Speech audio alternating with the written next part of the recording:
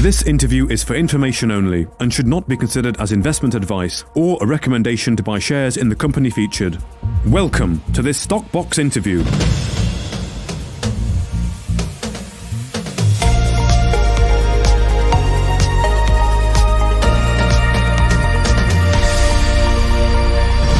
Welcome to the Research Talks here on Stock Box with Alan Green on very odd week, terrible week, really, I should say, in the world. But we are where we are. How are you doing, Alan? I'm fine, thanks, Mark. It's a lovely sunny day here, and I think we've got some benign weather conditions for the next few days. So, hoping for a nice weekend. But yeah, who'd have guessed when we spoke last week that a week later we'd be witnessing this carnage and aggression from Russia in its invasion of the Ukraine. This is quite unthinkable, but the unthinkable has happened, and one only hopes, as we were saying, that the Russian population will stand up to Putin and say no, enough's enough. But of course, his opponents have been arrested for fictitious allegations made against them, and of course carted off to gulags. So, if you're going to act as a Russian, you've got to act en masse. So let's hope they do. Yeah, indeed. Let's hope they do. It's a terrible thing that's happening, and I really hope it doesn't go into anything further. Thoughts and prayers are with the Ukrainian people. Absolutely, difficult time. Yeah. Today, just to say, years ago, we worked with a programmer. We worked remotely with him in Kiev, and Vlad was a great fella and a very accomplished and a very capable web engineer. So, just thinking of him. I haven't spoken to him for a while, but Vlad, if you're listening, all the best, mate. Okay. So we're going to talk about Conroy Gold today, and something a little bit different as well, which is interesting. A company called BATM. Is that right? BATM, is that the name of the company, or Advanced Communications? Is that what you call it? BATM Advanced Communications, yes. Epicode is BVC, and yes, they have a larger market cap to some of the companies that we generally talk about, but with good reason. And I think there's a very exciting investment case there, given their range of activities. But we'll cover Conroy first, if I may, Mark. Yes, Conroy first, and of course we could talk about metals and gold and that kind of thing, and how all this affects everything. I know gold did very well yesterday and then finished down on the day, and then it's up a tiny bit again today. So I don't know whether the market's trying to find its feet. I don't exactly know how it's going to play out.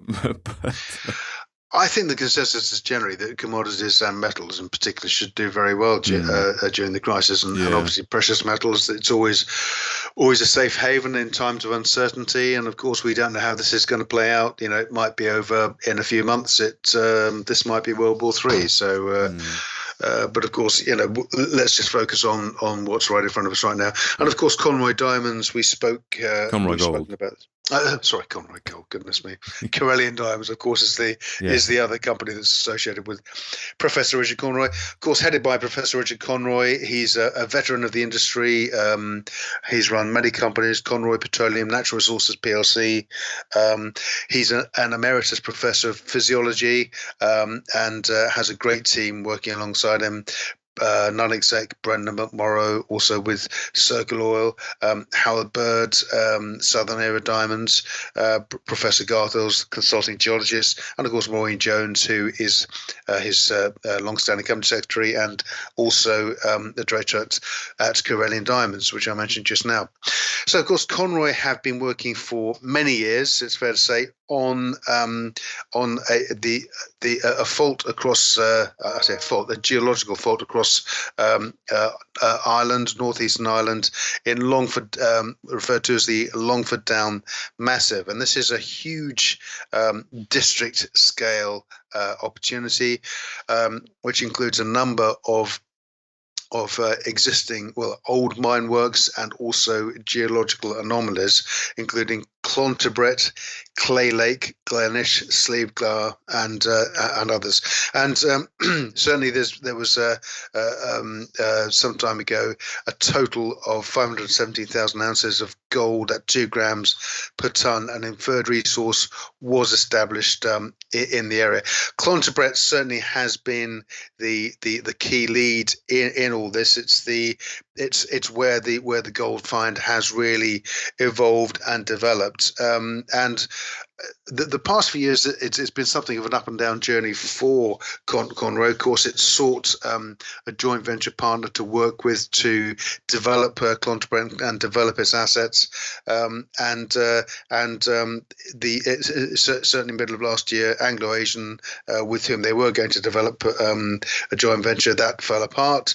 And then later in the year, of course, they announced a joint venture agreement with Demit, which are a Turkish-based operation. Demit Exports, and we've gone through a long, protracted process to get to the point where joint venture agreements were signed, and the most, very significantly, at the end of January, the regulatory consents were granted to the joint venture company, transferring the licenses to the JV, which of course meant that Demir could bring its team on and work in conjunction with the guys at Conroy. So the Conroy shares currently trading at 21.6p, and of course, at the end of last year, on news of the joint venture, the shares popped up. They were as high as 43p briefly, back down to just above year lows again now, which is odd, and perhaps reaffirms the old stock market saying it's better to travel than to arrive, because certainly on the news that we've had in the past few days, one would have expected these to be pushing those year highs again. So I think there are real opportunities and value at this level. Current market cap for the company is 8.6 million, which really doesn't give any credence at all to the potential of the joint venture with Demir. So the joint venture between the two companies, Demir is committed to spend 4.5 million euros to earn a 25% option in phase one, then a further 4.5 million euros for a further 15% in phase two. And then whatever funds are required to bring Clontibret mine to construction-ready status, it earns an extra 17.5%, and then Demir will own a total of 57.5%. Conroy from this will retain 42.5%, including a carry loan on capital expenditure to take it through to commercial production, and Demir in the final instance will make and a further 1 million cash payment on final approval of the definitive agreement, which has now of course been achieved and paid. So just a note on the last set of full year results, the company assets increased to 24 or just under 25 million euros, up from 22 million euros previously. Net assets were judged to be 20 million euros, up from 17.5 million euros, and pre-tax profits of 211,000 euros, from a loss of 677,000 euros previously. So the company made good progress, but of course, as I say, the key developments, or the two key developments so far this year, the regulatory consent for the joint venture company. I've already gone through the terms of that. And then on the 21st of February, earlier this week, the company announced that it had undertaken further drilling and had results from that further drilling at the Clontibret gold deposit. So 2 drill holes were drilled, and this is part of the due diligence between the two companies. And the assay data reveals that the widest gold intercept yet discovered at Clontibret, 94.5 meters, with a grading of 1 gram per ton of gold, and a section of 45 meters, which revealed 1.5 grams per ton of gold, and other intersections which included 4.5 grams per ton, and basically a very decent level of gold discovered within the asset. So Professor Conroy said that the due diligence and validation drill holes completed by Demir have confirmed and added to the understanding of the Clontibret gold deposit. So of course the inferred deposit numbers will no doubt increase from that now,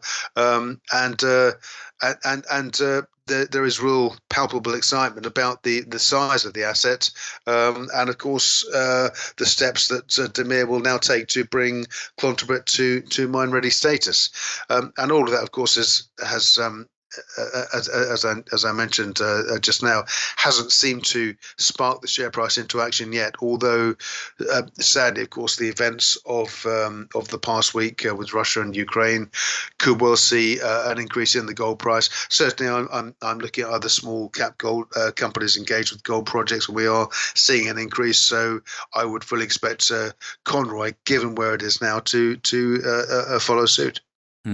What's the market cap? 9 million. Isn't it 8.6 million? Yeah, 8.6. Yeah. I don't understand that. I mean, maybe it'll turn when things really start kicking off with the JV. I mean, in my opinion, it already has. But I mean, at some point, the recognition will be there. Maybe it takes the last couple of licenses to transfer over, or for Demir to really get active on the ground. We had recently the due diligence drilling, didn't we? That came out from Demir that was very promising. So I mean, it looks like it's all good news, and partnering with this company, I just don't get why it's not recognised yet, but it will happen, I'm sure. Yeah, well, I mean, of course, the process of establishing the asset, establishing the resource, and then spending the money to develop it, it's going to take time. So it may well be that some investors have looked at it and thought, well, that's great. Okay, we know it's there.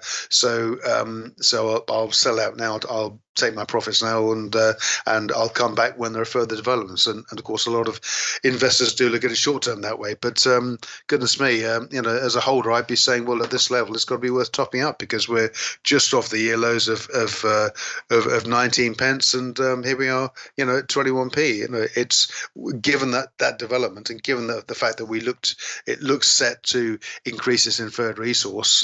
There's every expectation, I think, that we could see the share price start to head north again. Certainly, that pop up to 43p before Christmas, that would be the near term target. I think we could reasonably expect to reach again, given that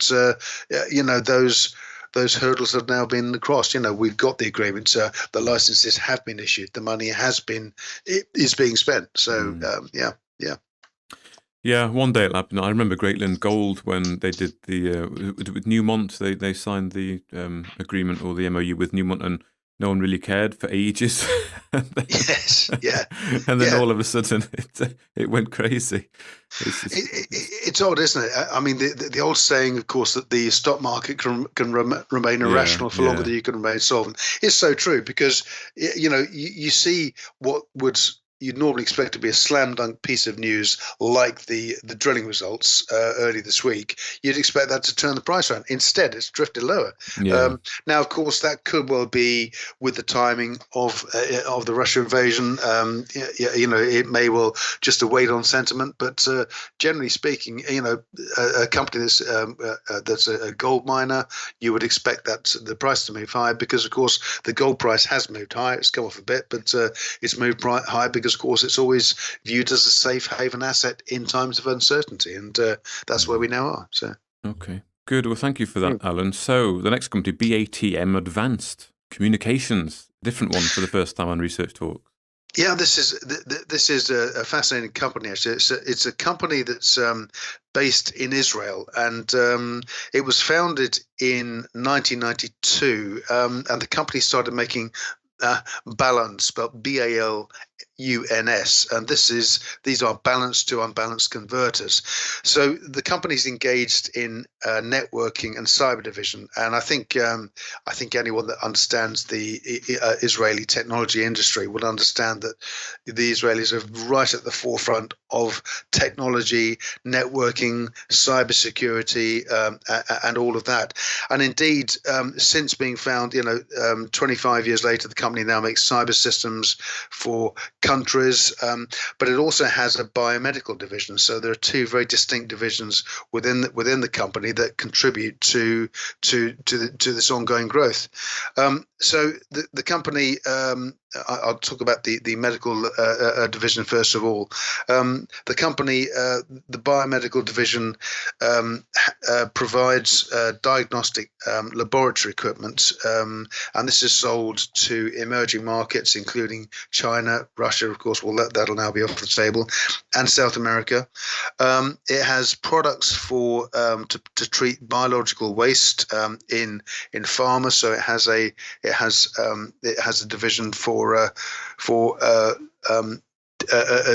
dealing with what refers to as eco-med as well, which are solutions for medical, agriculture, and pharmaceutical matters. It also has a distribution unit for taking these assets out, and it's also an investor and partner into molecular biotechnologies, and it has a 37% stake in a company called ADOR, which is developing molecular biology solutions to provide rapid testing for bacterial, viral, or fungal infections via or DNA and RNA sampling. And this has been used very successfully for COVID testing, but also it's used in a far wider range of diseases, including meningitis and other conditions which are hard to diagnose. So lots of progress in the bio division. Certainly the company announced an agri-waste contract in Botswana last November. And if you look back at the news flow over the year, there are sort of contract wins literally every 4 to 6 weeks. The no swab saliva-based COVID-19 test was launched in March last year and was hugely effective. And of course, it announced in December it was selling lots of those tests in Russia. And of course, I'm guessing those will now be off the table. But of course, we will find out about that in due course. So we then come to the networking and cyber division element of the business, and this is really where the company started to build its reputation, and it delivers telecom systems and cyber network, carrier and Ethernet solutions to a huge tier one customer base across the world, and clients include Telefonica, Verizon, AT&T, Bell, Orange, Nokia, Mediacom, and of course Advantech, which it most recently announced another chunky contract with Advantech to use its agility platform. So through its network function visualization platform, it provides a security platform to 5G, cloud, and wireline, and the cyber network monitoring systems it sells. It sells not only to commercial organizations, but it's also sold to and used by government organizations in Europe and the Asia Pacific region. So I imagine those systems are very much in use as we speak today.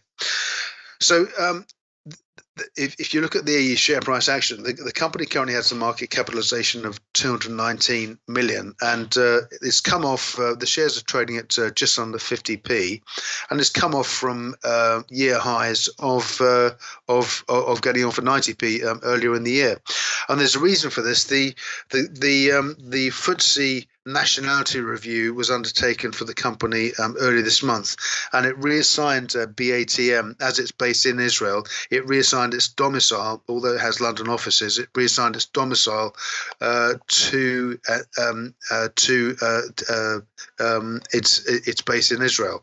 The company is dual listed. It's also listed on the Tel Aviv Stock Exchange, and there was quite a concerted effort by a number of traders. It was seen, they were very visible on community websites and other places to use this the change in domicile and the move by the FTSE Nationality Review to force the share price down and to try and create a short selling push against the company.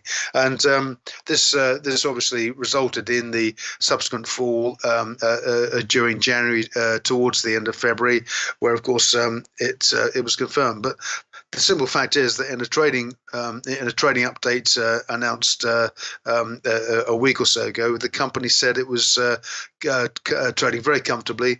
Full year revenues and EBITDA for 2021 will be slightly ahead of market expectations, reported to the market on the 23rd of August. Strong growth from ongoing operations, increased revenues both in the Biomedical Division and of course the networking and cyber division.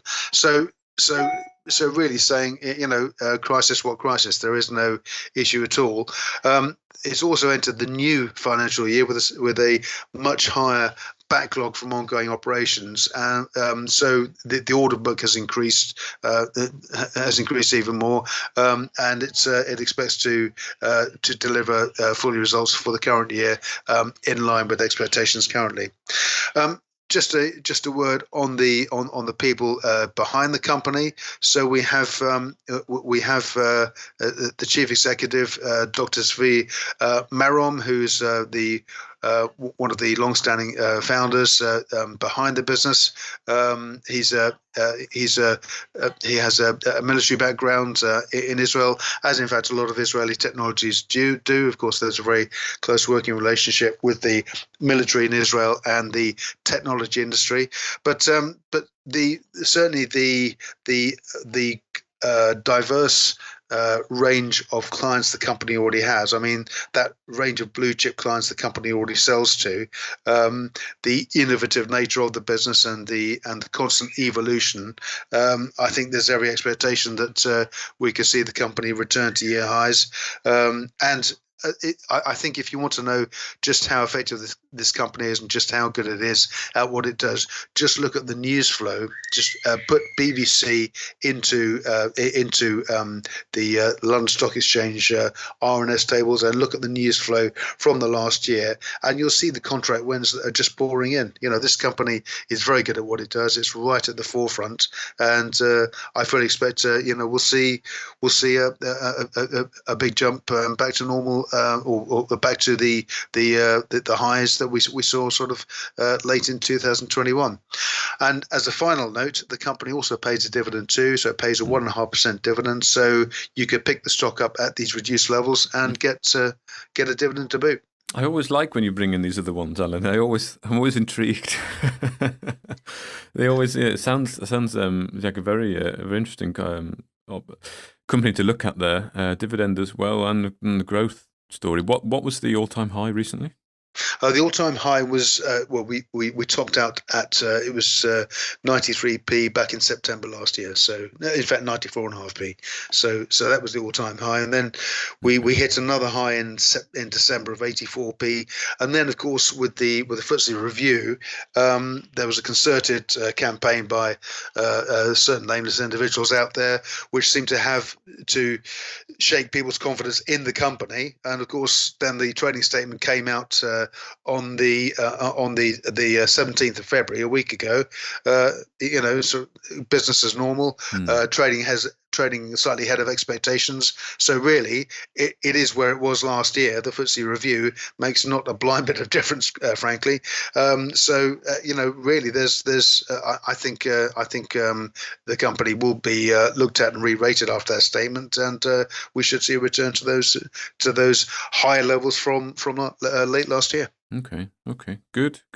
And what do you think of tech stocks in general? Do you think tech has had its day, or do you think it's still got a bit more to go? We've seen a lot of the big techs fall off recently with Meta, the new Facebook, Netflix, Amazon. There's some rumors around that that the tech bubble is starting to pop.